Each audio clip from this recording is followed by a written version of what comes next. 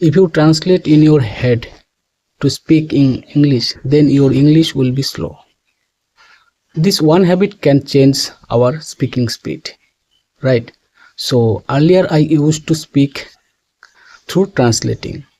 Like in Bengali আমি office যাব, তো আমাকে অনেক কিছু ভাবতে হতো আমি কোন টেন্স ইউজ করব, কোন ভার্ব ইউজ করব, etc etc.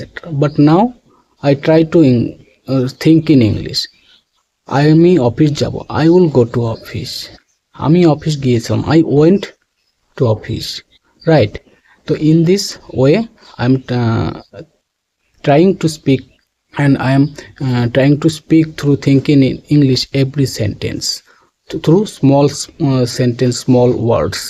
Okay, so if you want to learn with me, please, or you can practice with day 9 in comments, or if you want to day 10, then follow me. Thank you.